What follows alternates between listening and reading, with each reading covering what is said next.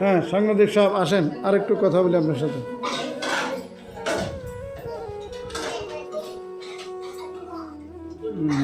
Hello সাংবাদিক সাহেব, আসসালামু আলাইকুম। আপনি ভালো আছেন? ভালো আছে। আপনি এখন এই যে কামাল সাহেবের এই যে প্রতিষ্ঠানে আসলেন, এখানে দীর্ঘদিন যাবৎ কামাল সাহেব নিজস্ব অর্থায়নে এই অসহায় এতিম প্রতিবন্ধী সহ বাচ্চাদেরকে বিনা পয়সায় খাওয়া, বিনা পয়সায় লেখাপড়া করাইতেছে। প্রায় 30 শাখায় 150 ছেলে মেয়ে আছে ইনশাল্লাহ। তা আপনি একটু নজর রাখেন এদিকে। হ্যাঁ, অবশ্যই ইনশাআল্লাহ। আপনি কি সহকারী শিক্ষক এখানের? জি। আপনার নাম কি? মোহাম্মদ আব্দুল আজিজ। আপনার বাড়ি কোথায়? আমার বাড়ি ত্রিশাল চরপাড়া।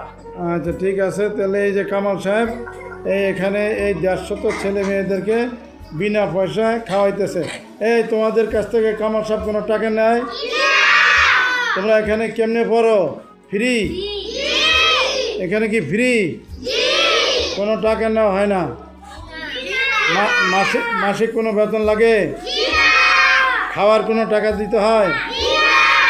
এখানে থাকা কোনো অসুবিধা আছে? এখানে তোমাদেরকে রাত্রে মশারি টানানোর ব্যবস্থা করে দিছে? তোমাদেরকে মশারি টানাও? 3 বেলা কি ভাত খাও, কি খাও তোমাদেরকে? 3 বেলা গরম ভাত। সপ্তাহে কি খাও তোমাদের? সপ্তাহে একদিন বিরিয়ানি খাওয়ায়। তো তোমরা সবাই খুশি? তোমাদেরকে এখানে কোনো মাস্টাররা মাইট ভেট করে?